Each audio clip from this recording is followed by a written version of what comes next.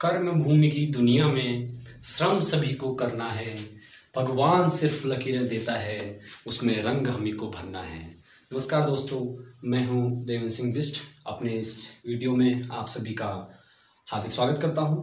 आज के इस वीडियो में मैं आपके साथ शेयर करने जा रहा हूं इंग्लिश ग्रामर से टेंस का टॉपिक।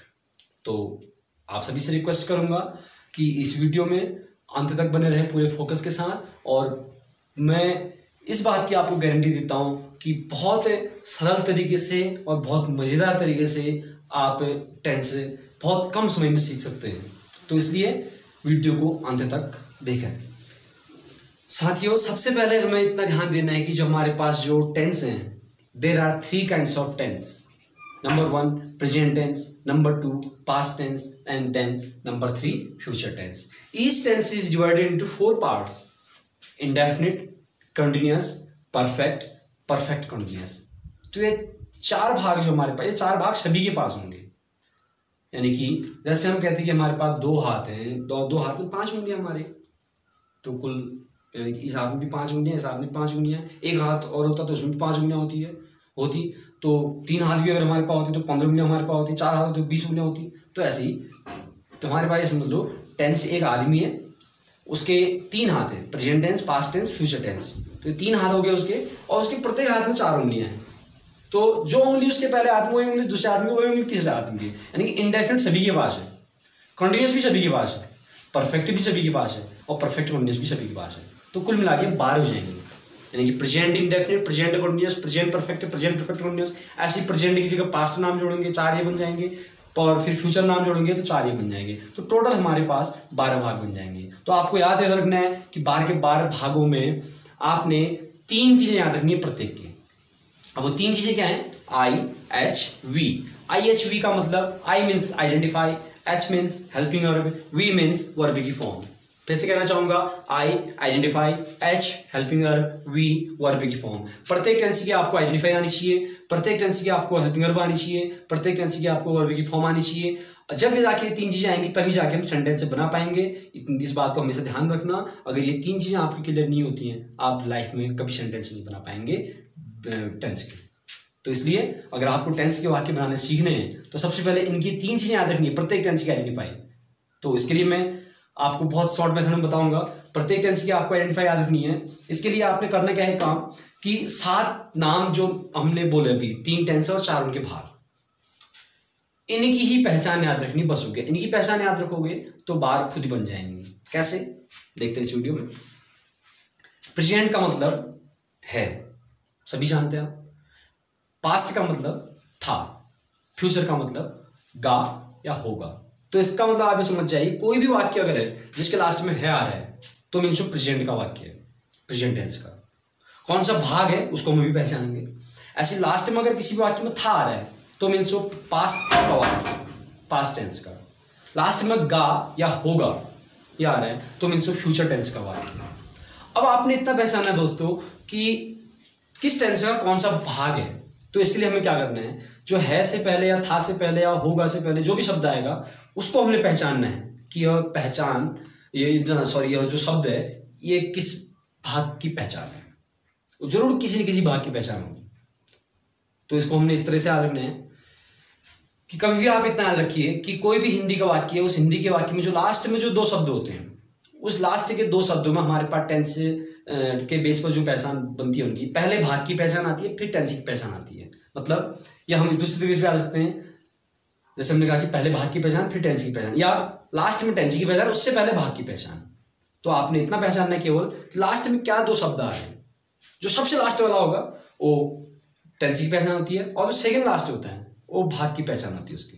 तो देखते हैं इसको किस तरह से याद रखना है आपने। प्रेजेंट है, पास्ट था, फ्यूचर गा या होगा। अब इनसे पहले क्या शब्द आएंगे हमारे पास? इंडेफिनिट का अगर होगा तो इंडेफिनिट का मतलब अनिश्चितता का बोध कराता है। अनिश्चितता का बोध कराने का मतलब कि प्रेजेंट में अनिश्चित रूप से किसी काम को करना, मतलब करता है। पास्ट में किसी काम को निश्चित रूप से करना, मतलब करता था। फ्यूचर में अनिश्चित रूप से किसी काम को करना, मतलब करेगा।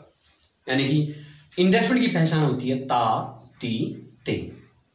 लेकिन इतना ध्यान देना है कि हम इंडेफिनिट वाले फ्यूचर इंडेफिनिट में ताती का प्रयोग नहीं करते। बल्कि उसमें सीधे गा आ जाता है, करेगा, करेगी, दौड़ेगा, दौड़ेंगे, ये शब्द उसमें सीधे आ जाते हैं। लेकिन जो प्रेजेंट इंडेफिनिट और पास्ट इंडेफिनिट है, इस प्रेजेंट इंडेफिनिट और पास्ट इंडेफिनिट के वाक्यों में हम ता ती का प्रयोग करेंगे। उसके बाद प्रेजेंट की, अगर प्रेजेंट की पहचान बोलनी है तो है जोड़ देंगे उसके पीछे, पास्ट का की पहचान बोलनी है तो था जोड़ देंगे, तो ता था ती थी, इस तरह से इनकी पहचान बनती है। तो इंडेफिनिट का मतलब ता ती ते, आप याद रखिए। कंटिन्यूअस, कंटिन्यूअस का मतलब कंटिन्यू, कंटिन्यू मतलब जारी रहना। अब देखिए हम इसको टेंस में कैसे आइडेंटिफाई करेंगे, कैसे हम इसका यूज करेंगे, कैसे हम पहचानेंगे। प्रेजेंट कंटिन्यूअस की पहचान से मतलब है कि प्रेजेंट में किसी काम का कंटिन्यू होना। पास्ट कंटिन्यूअस की पहचान से मतलब है पास्ट में किसी काम का कंटिन्यू रहना। और फ्यूचर कंटिन्यूअस का मतलब फ्यूचर में किसी काम का कंटिन्यू होना, मतलब जारी रहना। मतलब प्रेजेंट में कोई काम कंटिन्यू है, मीन्स वो प्रेजेंट कंटिन्यूअस की पहचान। प्रेजेंट में कोई काम कंटिन्यू मतलब कोई काम हो रहा है। और पास्ट में काम कंटिन्यू था, मतलब पास्ट में काम जारी था, पास्ट में काम चल रहा था, हो रहा था। ऐसे फ्यूचर में कोई काम कंटिन्यू होगा, मतलब काम जारी होगा, मतलब हो रहा होगा। तो इसमें एक कॉमन वर्ड हमें मिल रहा है, रहा, रही, रहे। तो कंटिन्यूअस की पहचान होती है रहा, रही, रहे। परफेक्ट, परफेक्ट मीन्स पूर्ण, पूर्ण मतलब पूरा। तो इसमें हम कैसे याद रख सकते हैं प्रेजेंट परफेक्ट की पहचान। प्रेजेंट परफेक्ट में हम बोलेंगे कि किसी भी काम का प्रेजेंट में परफेक्ट हो जाना, मतलब प्रेजेंट में पूरा हो जाना। पास्ट परफेक्ट का मतलब पास्ट में किसी काम का परफेक्ट होना। फ्यूचर परफेक्ट का मतलब फ्यूचर में किसी काम का परफेक्ट होना।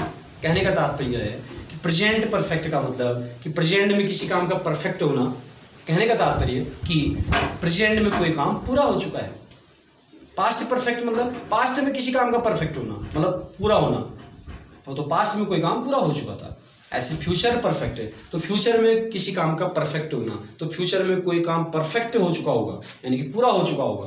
तो इसमें परफेक्ट की पहचान निकल के आ रही सामने, चुका, चुकी, चुके। और जो परफेक्ट कंटिन्यूअस होता है, इसको मैं सीधे सीधे केवल तीनों का एक साथ बता दूंगा आपको कि जो भी कंटिन्यूअस की पहचान है, उस कंटिन्यूअस की पहचान में आप समय का बोध करा दीजिए, वो परफेक्ट कंटिन्यूअस की पहचान बन जाएगी। मतलब प्रेजेंट कंटिन्यूअस के वाक्यों में समय का बोध अगर हम कराएंगे कि काम कब से हो रहा है, तो परफेक्ट कंटिन्यूअस का वाक्य में अगर केवल इतना हमारे पास है कि काम कर रहा है, तो वो वाक्य प्रेजेंट कंटिन्यूअस का होगा। लेकिन अगर इतना निकल के आ रहा है सामने कि कब से कर रहा है, तो परफेक्ट कंटिन्यूअस का वाक्य होगा, फिर प्रेजेंट परफेक्ट कंटिन्यूअस का। ऐसे ही काम कर रहा था, पास्ट कंटिन्यूअस का वाक्य है। लेकिन कब से कर रहा था अगर यह भी पता चलता है वाक्य में, तो तब हम उसको बोलेंगे कि यह पास्ट परफेक्ट कंटिन्यूअस का वाक्य है। ऐसे फ्यूचर कंटिन्यूअस की पहचान हमारे पास रहा होगा होती है, तो फ्यूचर परफेक्ट कंटिन्यूअस की पहचान हम इसी से बनाएंगे, इसमें समय का बोध करा देंगे। तो रहा होगा प्लस समय का बोध, यानी कि कोई भी अगर काम कर रहा होगा तो कब से कर रहा होगा, अगर इस टाइप का कुछ उत्तर मिल रहा है उसमें, तो तब वो फ्यूचर परफेक्ट कंटिन्यूअस का वाक्य होगा। तो आपको ये 7 चीजें याद रखनी है। इन 7 चीजों की बेस पर आप बार पहचान आराम से बना सकते हैं। फिर से करना क्या, आपको इतना ध्यान दीजिए, कोई भी हम टेंस का नाम लेंगे तो इन्हीं में से हम लेंगे 3 टेंस के नाम और जो इनके 4 भाग है इनके नाम। तो इन तीनों में से कोई एक नाम आएगा, प्रेजेंट, पास्ट, फ्यूचर में से, और इन चारों में से कोई एक नाम आएगा, indefinite, continuous, perfect, perfect continuous में से। तो एक नाम जो यहाँ आएगा उसकी पहचान लेंगे, एक नाम जो यहाँ आएगा उसकी पहचान लेंगे, यानी कि भाग की पहचान पहले आएगी, टेंस की पहचान उसके पीछे आएगी। इस तरीके से याद रखिए, क्या भाग की पहचान पहले, टेंस की पहचान बाद में। तो बहुत इजीली आप बार की बार आइडेंटिफाई कर सकते हैं। दूसरी चीज एच, हेल्पिंग वर्ब। प्रत्येक टेंस की आपको हेल्पिंग वर्ब याद रखनी है।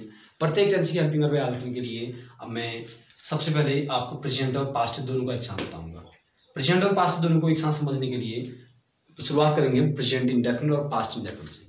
प्रेजेंट इंडेफिनिट की जो पहचान होती है, उसी का पास्ट जो होगा वो पास्ट इंडेफिनिट की पहचान हो जाएगी।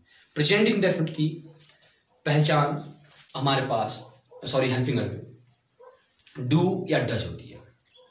प्रेजेंट इंडेफिनिट की हेल्पिंग वर्ब में डू या डज। अब डू या डज का पास्ट चूंकि डिड होता है, तो इसलिए पास्ट इंडेफिनिट की हेल्पिंग वर्ब डिड बन जाएगी। प्रेजेंट इंडेफिनिट की helping verb do does, past indefinite की इसका पास्ट डू डज का पास्ट डिड। ऐसे continuous, present continuous, past continuous. Present continuous की helping verb is am are, present continuous की helping verb is am are. अब चूंकि is am are का past was या वर होता है, तो इसलिए वॉज या वर जो है शब्द आ रहे हैं ये हेल्पिंग वर्ब बन जाएगी पास्ट कंटिन्यूअस की। ऐसे ही perfect, present perfect, past perfect. Present perfect की पहचान होती है, सॉरी हेल्पिंग वर्ब होती है हैज या हैव। तो हैज या हैव का पास्ट चूंकि हमारे पास हैड होता है, इसलिए हैड जो शब्द है हेल्पिंग वर्ब है, यह पास्ट परफेक्ट की हेल्पिंग वर्ब बन जाएगी।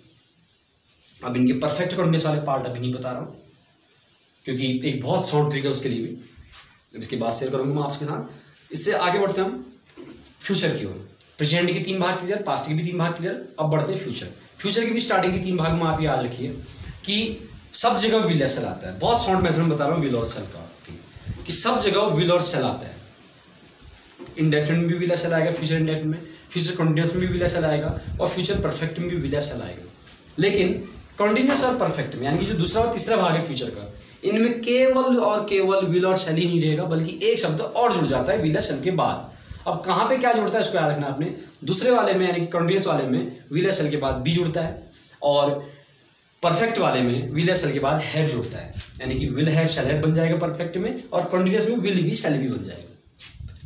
अब दोस्तों मैंने परफेक्ट कंटिन्यूअस वाला पार्ट छोड़ा, इसलिए छोड़ा क्योंकि परफेक्ट कंटिन्यूअस वाले पार्ट में, क्योंकि परफेक्ट कंटिन्यूअस जो है यह परफेक्ट और कंटिन्यूअस के मिल से बनता है। अभी हमने आइडेंटिफाई में देखा कि कंटिन्यूअस की हमने आइडेंटिफाई ली, अब हमने हेल्पिंग वर्ब में क्या करना है, हमने परफेक्ट की हेल्पिंग वर्ब लेनी है, और उस परफेक्ट की हेल्पिंग वर्ब में बीन जोड़ देना है, BEEN।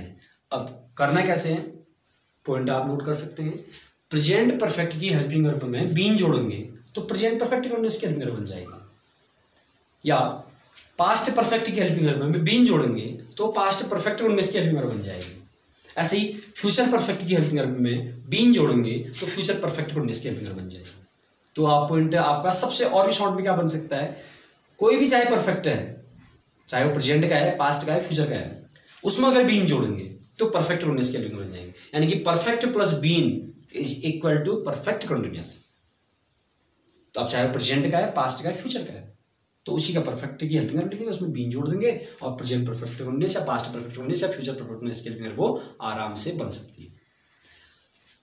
अब इसमें एक चीज आपने याद रखनी दोस्तों, ये जो 12 भाग है, प्रत्येक भाग में हमें 3 प्रकार के सेंटेंस बनाने हैं, और प्रत्येक भाग में 3 प्रकार के सेंटेंस अगर हमें बनाने हैं तो इसमें से हमें कुछ कंडीशंस हमारे पास हैं कि इन 12 भागों में से 2 भाग ऐसे हैं जिनके सभी वाक्यों में हेल्पिंग वर्ब का यूज नहीं किया जाता है। 12 भाग में से 2 भाग ऐसे हैं जिनके सभी वाक्यों में हेल्पिंग वर्ब नहीं आती है। अब पहले तो यह याद रखना है कि वो 2 भाग कौन से, वो 2 भाग है प्रेजेंट इंडेफिनिट और पास्ट इंडेफिनिट। प्रेजेंट इंडेफिनिट और पास्ट इंडेफिनिट ये ऐसे 2 भाग हैं जिनके सभी वाक्यों में हेल्पिंग वर्ब नहीं आती है। अब कौन से वाक्यों में नहीं आती वो याद रखना आप। अफर्मेटिव, जब हम प्रेजेंट इंडेफिनिट के अफर्मेटिव सेंटेंस बनाएंगे या पास्ट इंडेफिनिट के अफर्मेटिव सेंटेंस बनाएंगे तो हम इनमें हेल्पिंग वर्ब का प्रयोग नहीं करेंगे। ऐसे ही लेकिन जब हम इनके नेगेटिव इंटरोगेटिव सेंटेंस बनाएंगे तो हम उनमें हेल्पिंग वर्ब का प्रयोग करेंगे। बाकी जितने भी भाग बचे, जितने भी वाक्य बचे, सब जगह हम हेल्पिंग वर्ब का प्रयोग करेंगे। तो आप इस तरीके से इसको शॉर्ट में याद रखिए कि 12 भागों में से 2 भाग ऐसे हैं जिनके सभी वाक्य में हेल्पिंग वर्ब नहीं आती। अब वो 2 भाग क्या है, प्रेजेंट इंडेफिनिट, पास्ट इंडेफिनिट। वाक्य कौन से हैं, अफर्मेटिव, यानी कि प्रेजेंट इंडेफिनिट और पास्ट इंडेफिनिट के अफर्मेटिव सेंटेंस में हेल्पिंग वर्ब नहीं आती है। इट मींस नेगेटिव और इंटरोगेटिव में आएगी, और क्या आएगी, प्रेजेंट इंडेफिनिट डू या डज, पास्ट इंडेफिनिट डिड। तो हेल्पिंग वर्ब क्लियर। अगला वर्ब की फॉर्म। वर्ब की फॉर्म में दोस्तों आपने क्या करना है, किसी भी टेंस या किसी भी सेंटेंस के बेस पर आपने वर्ब की फॉर्म याद नहीं करनी, क्योंकि हम प्रत्येक टेंस में 3 प्रकार के सेंटेंस बनाते हैं। कुल हमारे पास 12 भाग हैं, तो 12 36 प्रकार के वाक्य बनेंगे, और हर जगह वर्ब की फॉर्म आपको यूज करनी है। तो कैसे आप कर पाएंगे 36 जगह इतनी सारी चीजें याद। तो इसके लिए मैं आपको बहुत शॉर्ट मेथड बता रहा हूँ, आपको केवल 4 जगह याद करनी है। आप 4 जगह अगर याद कर लेंगे तो मुझे लगता है कि आप इसको जिंदगी भर कभी भूल पाएंगे। तो आपको 4 जगह कैसे याद रखना है, मैंने पहले कहा कि टेंस के बेस पर भी नहीं, सेंटेंस के बेस पर भी नहीं, बल्कि उसके जो पार्ट होते हैं टेंस के, उसके बेस पर आपको याद रखना है। Indefinite, continuous, perfect, perfect continuous. Indefinite वाला पार्ट लास्ट में डिफाइन करूंगा, क्योंकि इसमें थोड़ा सा एक पॉइंट बढ़ के आता है हमारे पास। जो कंटिन्यूअस, परफेक्ट और परफेक्ट कंटिन्यूअस, इनको समझते हैं पहले बहुत इजीली। कोई भी कंटिन्यूअस और उसका कोई भी सेंटेंस है, मीन्स किसी भी कंटिन्यूअस का कोई भी सेंटेंस, चाहे प्रेजेंट कंटिन्यूअस का आप कोई भी सेंटेंस बनाओ, या पास्ट कंटिन्यूअस का कोई भी सेंटेंस बनाओ, या फ्यूचर कंटिन्यूअस का कोई भी सेंटेंस बनाओ, same form will be used in each sentence of each continuous tense. यानी कि चाहे किसी भी टेंस का कोई भी कंटिन्यूअस वाला पार्ट आप सेम फॉर्म यूज करेंगे वर्ब की, और वो है आईएनजी फॉर्म। यानी कि प्रेजेंट कंटिन्यूअस का कोई भी वाक्य बनाओ आईएनजी फॉर्म यूज होगी, पास्ट कंटिन्यूअस का कोई भी वाक्य बनाओ तो भी आईएनजी फॉर्म यूज होगी, फ्यूचर कंटिन्यूअस का कोई भी वाक्य बनाओ तो भी आईएनजी फॉर्म ही यूज होगी। ऐसे ही परफेक्ट, परफेक्ट में आप याद रखिए थर्ड फॉर्म। परफेक्ट में थर्ड फॉर्म का मतलब है प्रेजेंट परफेक्ट का कोई भी वाक्य थर्ड फॉर्म यूज होगी, पास्ट परफेक्ट का कोई भी वाक्य अगर है तो भी थर्ड फॉर्म यूज होगी, फ्यूचर परफेक्ट का कोई भी वाक्य है तो भी थर्ड फॉर्म यूज होगी। अब परफेक्ट कंटिन्यूअस, अब परफेक्ट कंटिन्यूअस जैसे कि पहले कहा हमने परफेक्ट और कंटिन्यूअस दोनों का मेल है। आइडेंटिफाई हमने कंटिन्यूअस की बोली, हेल्पिंग वर्ब हमने परफेक्ट की बोल दी, अब फिर वर्ब की फॉर्म अब ये कंटिन्यूअस से आ जाएगा। तो कंटिन्यूअस में हमने आईएनजी फॉर्म बोला सब जगह, तो इसलिए परफेक्ट कंटिन्यूअस में सब जगह आईएनजी फॉर्म आता है। तो प्रेजेंट परफेक्ट कंटिन्यूअस का कोई भी वाक्य अगर है तो भी आईएनजी फॉर्म यूज करेंगे, पास्ट परफेक्ट कंटिन्यूअस का कोई भी वाक्य है तो भी आईएनजी फॉर्म यूज करेंगे, और फ्यूचर परफेक्ट कंटिन्यूअस का भी अगर कोई भी वाक्य है तो भी हम आईएनजी फॉर्म का ही यूज करेंगे केवल। अब एक बचा हमारा जो पहला वाला पार्ट था इंडेफिनिट। इंडेफिनिट में आपने केवल एक पॉइंट टेंस और सेंटेंस के बेस पर याद रखना है, बाकी उसमें भी सब जगह ऐसे आएगा। और क्या याद रखना आपने कि पास्ट इंडेफिनिट के अफर्मेटिव सेंटेंस में सेकंड फॉर्म आती है, और बाकी सब जगह इंडेफिनिट नाम से समझ जाना है फर्स्ट फॉर्म यूज होगी। यानी कि पास्ट इंडेफिनिट के अफर्मेटिव में सेकंड फॉर्म, बाकी सब जगह फर्स्ट फॉर्म। मतलब निगेटिव और इंटरोगेटिव में सेकंड नहीं आएगी, निगेटिव इंटरोगेटिव में फर्स्ट ही आ जाएगी। और प्रेजेंट इंडेफिनिट के सभी वाक्य में फर्स्ट फॉर्म, फ्यूचर इंडेफिनिट के भी सभी वाक्य में फर्स्ट फॉर्म, बस केवल एक जगह सेकंड फॉर्म है और वह है पास्ट इंडेफिनिट का अफर्मेटिव। तो जब आपको दोस्तों ये तीन चीजें क्लियर होगी तब जाके हम टेंस में जो ट्रांसलेशन होते हैं हिंदी टू इंग्लिश उसको आप कर सकते हैं आराम से। और उसको करने के लिए आपको ये तीन चीजें आना बहुत कंपलसरी है, बहुत इंपॉर्टेंट है। तो जब तक आपको ये तीन चीजें याद नहीं होती हैं आगे बढ़ने से कोई फायदा नहीं है, इसलिए आगे मत बढ़िए, पहले इन तीन चीजों को समझिए, रटिए मत। रटोगे तो घटोगे, ये बात याद रखना। तो रटना नहीं है हमें कभी भी चीजों को। दोस्तों आगे बढ़ेंगे हम, जब ये तीन चीजें हमें क्लियर हो जाती हैं, इन तीन चीजों को क्लियर करने के बाद हम बढ़ते हैं आगे सेंटेंस बनाने की प्रोसेस पे। कोई भी अगर हमें सेंटेंस बनाना है तो उस सेंटेंस को बनाने के लिए हमें कुछ मेथड यूज करना है। अब चूंकि हमारे पास 12 भाग है तो 12 अफर्मेटिव सेंटेंस होंगे, 12 नेगेटिव सेंटेंस होंगे और 12 इंट्रोगेटिव सेंटेंस होंगे। और एक चीज ध्यान देना, जिस टाइप से हमारा एक अफर्मेटिव सेंटेंस अगर हमें बनाना आ गया, हम 12 के 12 भागों के सेंटेंस बना सकते हैं अफर्मेटिव। एक भाग का अगर हमें नेगेटिव सेंटेंस बनाना आ गया तो 12 के 12 भागों के नेगेटिव सेंटेंस आप बना सकते हैं। एक भाग का अगर आपको इंट्रोगेटिव सेंटेंस बनाना आ गया, 12 के 12 भागों के आप इंट्रोगेटिव सेंटेंस बहुत इजीली बना सकते हैं। इसलिए बहुत शॉर्ट मेथड बताऊंगा। टोटल 36 प्रकार के वाक्य बनाने हैं आपको, लेकिन याद रखने हैं आपको केवल 3 प्रकार के वाक्य जो एक जगह यूज होगा वही सब जगह यूज होगा, यानी कि 12 जगह यूज होगा। तो अफर्मेटिव के लिए आपको एक शॉर्ट ट्रिक में आज रख रहा हूँ। शब्दों के अब जो सेंटेंस बनाने का जो हमारा नियम रहेगा, जो रूल रहेगा, उसको हम बोलते हैं वर्ड ऑर्डर, यानी कि शब्दों का क्रम।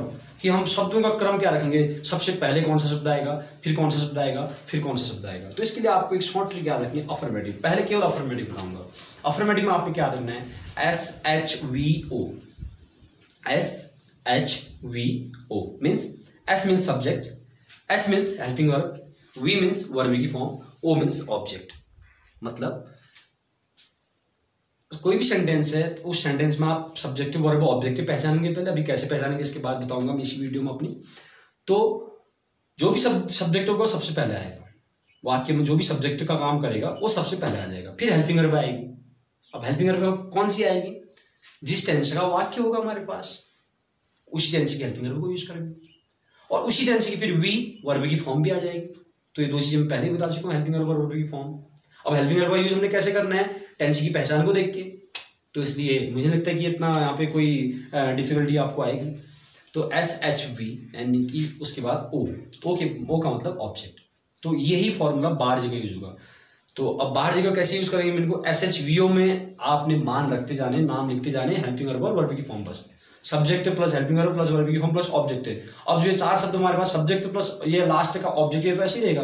अब हेल्पिंग वर्ब प्लस वर्ब की फॉर्म की जगह हम नाम लिखेंगे, कहीं पे हेल्पिंग वर्ब में इज हमारा आएगा, कहीं पे वॉज वर आएगा, कहीं पे डू डज आएगा, कहीं पे हैज हैव आएगा, कहीं पे हैड आएगा। तो बस जिस टेंस का वाक्य उसी टेंस की हम हेल्पिंग वर्ब वहां पे यूज कर देंगे, उसी टेंस की वर्ब की फॉर्म में। ऐसे ही निगेटिव होंगे, ऐसे इंट्रोगेटिव भी होंगे। तो इसलिए आप केवल पहले एक पे फोकस कीजिए। अगर एक आ गया तो समझ लो आपको 36 आ गए। पहले एक आ गया तो आपको 3 आएंगे, 3 आएंगे तो आपको इस तरह से 12 आएंगे, 12 आएंगे तो 36 भी आएंगे। तो आपको याद रखना है कि SHVO शब्दों का क्रम यह रहेगा। हम अपनी मन मर्जी से कोई भी शब्द यूज नहीं कर देना है, SHVO को फॉलो करेंगे। SHVO में जो शब्द हमें जहां पे जिसके स्थान पर मिला उसको यूज करेंगे। दूसरा नेगेटिव, अफर्मेटिव से नेगेटिव बनाने के लिए आपको याद रखना है कि अफर्मेटिव से नेगेटिव बनाने के लिए हम हेल्पिंग वर्ब के बाद नॉट जोड़ देते हैं। हेल्पिंग वर्ब के बाद नॉट, यानी कि एच के बाद एन, SHNVO। तो subject plus helping verb plus not, फिर VO यानी कि वर्ब की फॉर्म प्लस ऑब्जेक्ट। तो इसमें भी वही चीज यूज करेंगे हम, जिस टेंस का वाक्य उसी टेंस की हेल्पिंग वर्ब और उसी टेंस की वर्ब की फॉर्म यूज करेंगे। Next interrogative sentence. अफर्मेटिव से नेगेटिव बनाया हमने, अब नेगेटिव से इंट्रोगेटिव भी बनाएंगे, लेकिन सबसे पहले इंट्रोगेटिव सेंटेंस में क्वेश्चन वर्ड आता है। और क्वेश्चन वर्ड वो होगा जो वाक्य के बीच में प्रश्नवाचक शब्द आएगा। तो क्वेश्चन वर्ड इतना याद रखना आपने पहले। क्वेश्चन वर्ड के बाद अभी जैसे हमने नेगेटिव का सेंटेंस, नेगेटिव का मेथड बनाया हमने वर्ड ऑर्डर SHNVO। इस SHNVO में से H को आगे ले आएंगे। अगर हम इस H को आगे ले आएंगे क्वेश्चन वर्ड के बाद, तो यानी कि क्वेश्चन वर्ड प्लस H, अब क्या बचे उधर से SNVO, क्योंकि SHNVO में से हमने H ले लिया तो SNVO बच गया, तो SNVO इस H के बाद आ जाएगा। तो क्वेश्चन वर्ड प्लस H ये हमने पहले ले लिया था, फिर SNVO ये उसके बाद, यानी कि question word plus helping verb, फिर SN सब्जेक्ट प्लस नॉट, फिर वर्ब ऑब्जेक्ट, ये शब्द हमारे उसके बाद आएंगे। अब इंट्रोगेटिव सेंटेंस में आपने क्या ध्यान देना है, जिन वाक्यों के बीच में प्रश्नवाचक शब्द आएगा, यानी कि कब, क्यों, कैसे, कहाँ, क्या, कौन, किसे, कितना, किसका, अगर ये वाक्य के बीच में आ रहे हैं तो आपने क्वेश्चन वर्ड से उसकी शुरुआत करनी है, यानी कि उसी शब्द की अंग्रेजी WH वाले जितने भी क्वेश्चन वर्ड हैं ये सबसे पहले आ जाएगा। और अगर इस टाइप का नहीं है, वाक्य के बीच में प्रश्नवाचक शब्द नहीं है, तो भी हम प्रश्नवाचक शब्द वाक्य बनाते हैं। कैसे? वाक्य के पहले में क्या जोड़ के। तो अगर वाक्य के पहले में क्या जोड़ के हम प्रश्नवाचक वाक्य बना रहे हैं तो फिर हम उसकी शुरुआत वर्ड से नहीं करेंगे। क्या की अंग्रेजी यहाँ पे वर्ड से मतलब नहीं है, बल्कि क्या की अंग्रेजी हम अगर क्या पहले में आ रहा है तो हम सीधे उसका जो मेथड बनेगा, जो फॉर्मूला आएगा वो H से स्टार्ट होगा, यानी कि हेल्पिंग वर्ब पहले में आ जाएगी। यानी कि मान के लिए अगर हिंदी के वाक्य के पहले में क्या है तो उसकी इंग्लिश हेल्पिंग वर्ब से स्टार्ट होगी। और इसी का अपोजिट हम इंग्लिश टू हिंदी ट्रांसलेशन में भी कर सकते हैं। अगर इंग्लिश के वाक्य में, इंग्लिश के सेंटेंस में कहीं भी आपको हेल्पिंग वर्ब पहले में दिखती है तो उसका जब आप ट्रांसलेशन करेंगे हिंदी में तो क्या से शुरुआत करेंगे उसके ट्रांसलेशन की। जैसे हम बोलते हैं आर यू फाइन, या आर यू गोइंग देयर, या have you taken your breakfast, या are you going to school. तो इस तरह से अगर बोलेंगे तो हेल्पिंग वर्ब हमने पहले भी यूज करेगी सब जगह, तो इनके जो अर्थ की शुरुआत होगी क्या से होगी, तो आपको इतना याद रखना है। अब इसी में कुछ चीजें आपको और पहचाननी है कि वाक्य में सब्जेक्टिव वर्ब और ऑब्जेक्ट की पहचान कैसे की जाती है, ये बताऊंगा मैं आपको। सबसे पहले कोई भी हिंदी का वाक्य आपने उसमें वर्ब पहचाननी है। अब वर्ब पहचानने का तरीका, 2 तरीके बताऊंगा आपको, जो आपको सिंपल लगे, जो आपको बेस्ट लगे उसको यूज कीजिए। वैसे आपको दोनों मुझे लगता है कि इतने कोई दिक्कत आएगी याद करने में इनको। तो जो वर्ब है, वर्ब पहचानने के लिए तो सीधे सीधे हो सकता है जो वाक्य की जो पहचान आ रही है, जो लास्ट में 2 शब्द आ रहे हैं, उन 2 शब्दों से पहले कौन सा शब्द आ रहा है उसको देखिए आप। जैसे ता है, रहा है, चुका है, या रहा था, इनसे पहले ठीक जो तो हम बोल सकते हैं third last, last, second last, third last. तो जो थर्ड लास्ट वाला जो वर्ड हमारे पास होगा वो हमारे पास मेन वर्ब का होगी। या दूसरा तरीका हम ये बोल सकते हैं जो सब्जेक्ट है उस सब्जेक्ट के साथ प्रश्न कीजिए कि क्या करता है। जैसे वह पेड़ से फल तोड़ रहा है, यानी कि वह क्या कर रहा है, किस चीज का काम कर रहा है, तोड़ने का काम कर रहा है, यानी तोड़ना इसमें वर्ब है। तो सबसे पहले हमने जैसे वर्ब पहचान ली। अब सब्जेक्ट, तो सब्जेक्ट यानी कि इस काम को कौन कर रहा है, यानी कि वह पेड़ से फल तोड़ रहा है, मीन्स कौन तोड़ रहा है, वह, यानी कि वह क्या है इसमें सब्जेक्ट है। तो वर्ब पहचान ली, जैसे हमने क्या काम किया जा रहा है, किस काम के होने का बोल रहे हैं पहचानेंगे, उस काम को कौन कर रहा है या कौन करता है, जिसके भी द्वारा करने का बोध हो रहा है उसको सब्जेक्ट होगा। अब ऑब्जेक्ट, ऑब्जेक्ट के लिए हमारे पास 2 क्वेश्चन वर्ड हैं। दो क्वेश्चन वर्ड क्या हैं, क्या और किसे। वर्ब के साथ आप क्या या किसे का प्रश्न कीजिए।